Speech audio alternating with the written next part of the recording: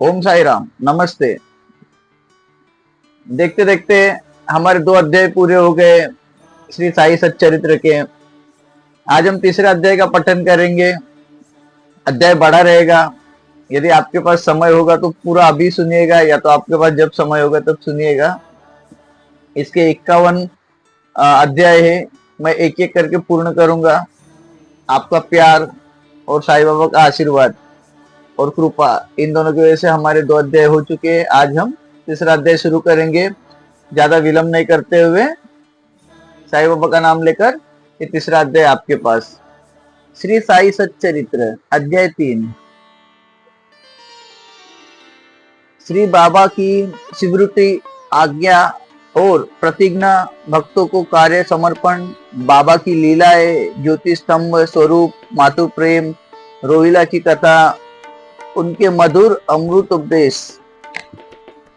श्री बाबा की स्वीकृति और वचन देना। जैसा कि गत अध्याय में वर्णन किया जा चुका है, बाबा ने सच्चरित्र लिखने की अनुमति देते हुए कहा कि सच्चरित्र लेखन के लिए मेरी पूर्ण अनुमति है। तुम अपना मन स्थिर कर मेरे वचनों में श्रद्धा रखो और निर्भर होकर कर्तव्य पालन करते रहो। यदि मेरी लीलाएं लिखी गई तो अविद्या का नाश होगा तथा ध्यान और भक्ति पूर्वक स्मरण करने से दैहिक बुद्धि नष्ट होकर भक्ति और प्रेम की तीव्र लहर प्रवाहित होगी, और जो इन लीलाओं की अधिक गहराई तक खोज करेगा उसे ज्ञान रूपी अमूल्य रत्न की प्राप्ति हो जाएगी। इन वचनों को सुनकर हेमाडपंत को अति हर्ष हुआ और वे निर्भय हो गए। उन्हें दृढ़ विश्वास हो गया कि अब कार्य अवश्य ही सफल होगा। बाबा ने सामा की ओर दृष्टिपात कर कहा, जो प्रेम पूर्वक नाम स्मरण करेगा मैं उसकी समस्त इच्छाएं पूर्ण करूंगा। उसकी भक्ति में उत्तरोत्तर वृद्धि होगी। जो मेरे चरित्र को कृत्यों का श्रद्धा पूर्वक गायन करेगा उसकी मैं हर प्रकार से सदैव सहायता करूंगा। जो भक्तगण हृदय और प्राणों से मुझे चाहते हैं उन्हें मेरी कथाएं श्रवण स्वभावत प्रसन्नता होगी। विश्वास रखो कि जो कोई मेरी लीलाओं की कीर्तन करेगा उसे परमानंद और चिरन संतोष की उपलब्धि हो जाएगी। यह मेरा वैशिष्ट है कि जो कोई अनन्य भाव से मेरी शरण आता है, जो भावपूर्वक मेरा पूजन, निरंतर स्मरण और मेरा ही ध्यान किया करता है, उसको मैं मुक्ति प्रदान कर देता हूँ। जो नित्य प्रति मेरा नाम स्मरण और पूजन कर मेरी कथाओं और लीलाओं का प्रेम पूर्वक मनन करते हैं, ऐसे भक्तों से मैं सांसारिक वासनाएं और अज्ञान रूपी प्रवृत्ति कैसे ठहर सकती है। मैं उन्हें मृत्यु के मुख से बचा लेता हूँ। मेरी कथाएं श्रवण करने से मुक्ति हो जाएगी। अनंत मेरी कथाओं को भाव पूर्वक सुनो, मनन करो। सुख और संतोष प्राप्ति का सरल मार्ग ही यही है। इससे श्रोताओं के चित्त को शांति प्राप्त होगी, और जब ध्यान प्रगाढ़ और विश्वास दृढ़ हो जाएगा तब अखंड चैतन्य धन से अभिभिन्नता प्राप्त हो जाएगी। केवल साई साई के उच्चारण मात्र से ही उनके समस्त पाप नष्ट हो जाएंगे। भिन्न भिन्न कार्यों की भक्तों को प्रेरणा। भगवान अपने किसी भक्त को मंदिर, मठ, किसी को नदी के तीर पर घाट बनवाने, किसी को तीर्थ पर्यटन करने और किसी को भगवत कीर्तन करने एवं भिन्न भिन्न कार्य करने की प्रेरणा देते हैं, परंतु उन्होंने कभी साई सच्चरित्र लेखन की प्रेरणा दी। मुझे किसी भी विद्या का पूर्ण ज्ञान न होने के कारण मैं इस कार्य के लिए सर्वथा अयोग्य था। अंत मुझे इस दुष्कर कार्य का दुस्साहस क्यों करना चाहिए। श्री साई महाराज की यथार्थ जीवनी का वर्णन करने की सामर्थ्य है किसे है। उनकी कृपा मात्र से ही कार्य संपूर्ण होना संभव है। इसलिए जब मैंने लेखन प्रारंभ किया तो बाबा ने मेरा अहंकार नष्ट कर दिया और उन्होंने स्वयं अपना चरित्र रचा। अनंतमय इस चरित्र का श्रेय उन्हीं उन्हीं को दे है। अंत में इस चरित्र का श्रेय उन्हीं का है, मुझे नहीं। जन्ममत ब्राह्मण होते हुए भी मैं दिव्य चक्षु विहीन था। अनंत साई सच्चरित्र लिखने में मैं सर्वथा अयोग्य था, परंतु श्री हरि कृपा से क्या संभव नहीं है। मुख भी वाचाल हो जाता है और पंगु भी गिरिवर चढ़ जाता है। अपनी इच्छा अनुसार कार्य पूर्ण की युक्ति वे ही जाने। हारमोनियम और बंसी को यह आवाज कहा कि ध्वनि कैसे प्रसारित हो रही है, इसका ज्ञान तो वादक को ही है। चंद्रकांत मणि की उत्पत्ति और ज्वार भाटे का रहस्य मणि अथवा उदधि नहीं, वरन शशिकलाओं के घटने बढ़ने में ही निहित है। बाबा का चरित्र ज्योतिष स्तंभ स्वरूप। समुद्र में अनेक स्थानों पर ज्योतिष स्तंभ इसलिए बनाए जाते हैं जिससे नाविक चट्टानों और दुर्घटनाओं से बच जाए और जहाज को कोई हानि न पहुंचे। इस भवसागर में श्री साईं बाबा का चरित्र ठीक उपयुक्त बहुत ही उपयोगी है। वह अमृत से भी अति मधुर और सांसारिक पथ को सुगम बनाने वाला है। जब वह कानों के द्वारा हृदय में प्रवेश करता है तब वो दैविक बुद्धि नष्ट हो जाती है और हृदय में एकत्रित करने से समस्त कसुमकाएं लोप हो जाती है, अहंकार का विनाश हो जाता है तथा बौद्धिक आवरण लुप्त होकर ज्ञान प्रकट हो जाता है। बाबा की विशुद्ध कीर्ति व वर्णन निष्ठापूर्वक श्रवण करने से भक्तों के पाप नष्ट होंगे। अंत में यही मोक्ष प्राप्ति का सरल साधन है। सत्य युग में सम तथा दम, तेतरा में त्याग, द्वापर में पूजन और कलयुग में भगवत कीर्तन ही मोक्ष का साधन है। यह अंतिम साधन चारों वर्णों के लिए साध्य भी है। अन्य साधन योग, त्याग, ध्यान, धारणा आदि आचरण करने की कठिन है, परंतु चरित्र का, हरि कीर्तन का श्रवण तो अत्यंत ही सुलभ है। केवल उन पर ध्यान देने की ही आवश्यकता है। कथा श्रवण और कीर्तन से इंद्रियों की स्वाभाविक विषय आसक्ति नष्ट हो जाती है और भक्त वासना रहित होकर आत्म साक्षात्कार की ओर अग्रसर हो जाता है। इसी फल को प्रदान करने के लिए हेतु उन्होंने सच्चरित्र की रचना कराई। भक्तगण अब सरलता पूर्वक चरित्र का अवलोकन करें और साथ ही उनके मनोहर स्वरूप का ध्यान कर गुरु और भगवत भक्ति के अधिकारी बने तथा निष्काम होकर आत्म साक्षात्कार को प्राप्त हो। साई सच्चरित्र का सफलता पूर्वक संपूर्ण होना यह साई महिमा ही समझे। हमें तो केवल एक निमित्त मात्र ही बनाया गया है। मातृ प्रेम। गाय का अपने बछड़े पर प्रेम सर्वविदित ही है। उसके स्तवन सदैव दुग्ध से पूर्ण रहते हैं और जब भूखा बछड़ा स्तनन की ओर दौड़कर आता है तो दुग्ध की धारा स्वतः ही प्रवाहित होने लगती है। उसी प्रकार माता भी अपने बच्चे की आवश्यकता का पहले ही ध्यान रखती है और ठीक समय पर स्तनपान कराती है। वह बालक का श्रृंगार उत्तम ढंग से ही करती है, परंतु बालक को इसका कोई भान नहीं होता।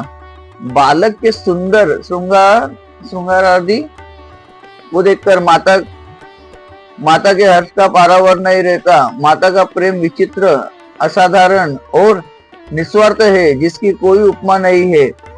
ठीक इसी प्रकार सदगुरु का प्रेम अपने शिष्य पर होता है। ऐसा ही प्रेम बाबा का मुझ पर था। उदाहरणार्थ वह निम्न प्रकार था। सन 1916 में मैंने नौकरी से अवकाश ग्रहण किया। जो पेंशन मुझे मिलती थी वह मेरे कुटुंब के निर्वाह के लिए अपर्याप्त थी। उसी वर्ष की गुरु पूर्णिमा के दिवस में अन्य भक्तों के साथ शिरडी गया। वहां अन्ना चिंचनीकर ने स्वतः ही मेरे लिए बाबा से इस प्रकार प्रार्थना की, इन पर कृपा करो। जो पेंशन इन्हें मिलती है वह निर्वाह योग्य नहीं है। कुटुंब की वृद्धि हो रही है। कृपया और कोई नौकरी दिला दीजिए ताकि इनकी चिंता दूर हो जाए और यह सुखपूर्वक रहे। बाबा ने उत्तर दिया कि इन्हें नौकरी मिल जाएगी, परंतु अब इन्हें मेरी सेवा में ही आनंद लेना चाहिए। इनकी इच्छाएं सदैव पूर्ण होगी। इन्हें अपना ध्यान मेरी ओर आकर्षित कर अधार्मिक तथा दुष्ट जनों की संगीत से दूर रहना चाहिए। इन्हें सबसे दया और नम्रता का बर्ताव और अनंत कारण मेरी उपासना करनी चाहिए। यदि ये इस प्रकार आचरण कर सके तो नित्यानंद की अधिकारी ही हो जाएंगे। रोहिला की कथा। यह कथा श्री साईं बाबा के समस्त प्राणियों पर समान प्रेम की सूचक है। एक समय रोहिला जाति का एक मनुष्य शिरडी में आया। वह ऊंचा पूरा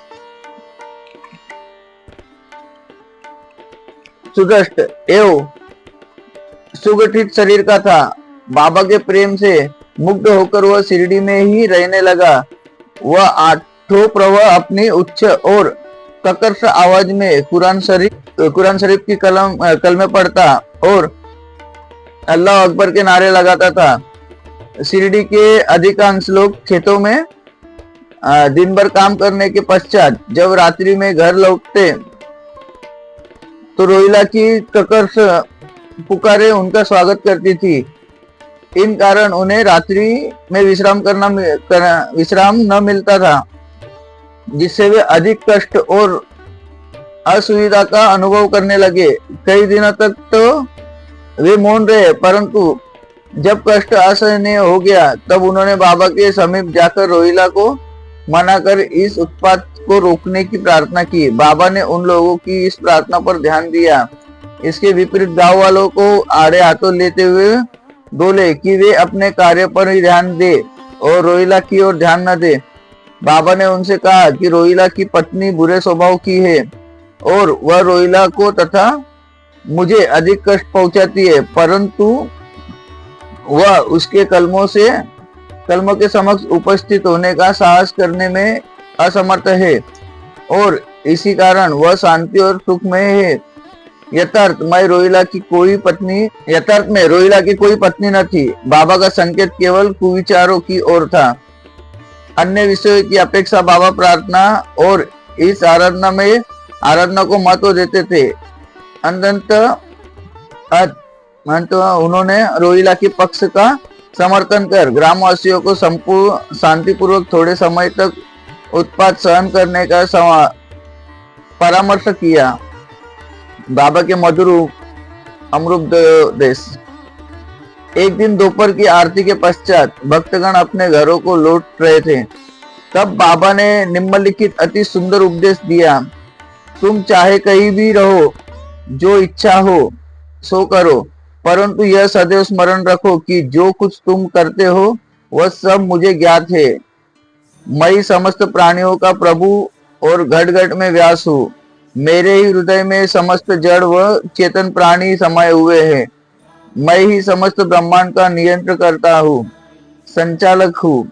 मैं ही उत्पत्ति स्थिति व संहार करता हूँ। मेरी भक्ति करने वालों को कोई हानि नहीं पहुंचा सकता। मेरे ध्यान की उपेक्षा करने वाला माया के पास में फंस जाता है। समस्त जंतु, चींटियां तथा दृश्यमान, परिवर्तनमान और स्थायी विश्व मेरे ही स्वरूप है। इस सुंदर तथा अमूल्य उपदेश स्मरण करने मेरे तुरंत यह दृढ़ निश्चय कर लिया कि अब भविष्य में अपने गुरु के अतिरिक्त अन्य किसी मानव की सेवा न करूंगा। तुझे नौकरी मिल जाएगी। बाबा के इन वचनों का विचार मेरे मस्तिष्क में बार बार चक्कर काटने लगा। मुझे विचार आने लगा, क्या सचमुच ऐसा घटित होगा? भविष्य की घटनाओं से स्पष्ट है कि बाबा के वचन सत्य निकले और मुझे अल्पकाल के लिए नौकरी मिल गई। इसके पश्चात मैं स्वतंत्र होकर एक चीज से जीवन पर्यंत पर्यंत बाबा की सेवा करता रहा।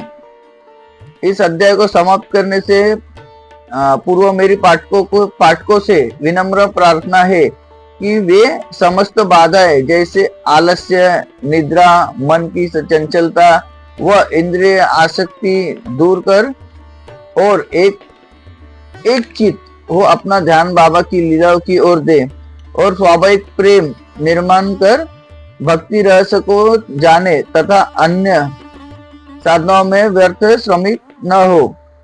उन्हें केवल एक सुगम उपाय का पालन करना चाहिए और वह है श्री साई लीलाओं का श्रवण। इससे उनका अज्ञान नष्ट होकर मोक्ष का द्वार खुल जाएगा। जिस प्रकार उनके स्थानों में भ्रमण करते हुए भी लोभी पुरुष अपने गड़े हुए धन के लिए सतत चिंतित रहता है, उसी प्रकार श्री साई को अपने हृदय में धारण करो। अगले अध्याय में श्री साई बाबा के शिरडी आगमन का वर्णन होगा। श्री सद्गुरु साईनाथ पण मस्तु, शुभ भवतु। ओम साई राम। मिलेंगे अगले वीडियो में। ये साई चरित्र का हमारा तीसरा अध्याय था, श्री साई सच्चरित्र का। मुझे बोलने में कई हिचकिचाहट होती है, उसके लिए मुझे क्षमा कीजिएगा। और संस्कृत के भी श्लोक जो खास करके मुझे बोलने होता नहीं है, तो मैं पढ़ रहा हूँ, आप समझ लीजिएगा मुझे। और यदि आपको अच्छा लगेगा तो आप अवश्य सुनिएगा, लोगों से भी कहिएगा। मैं ये नहीं करूँगा शेयर करो, लाइक करो, कमेंट करो, ये बाबा की बातें हैं, हर किसी को ये सुननी चाहिए। मिलेंगे अगले वीडियो में, तब तक के लिए ओम साई राम।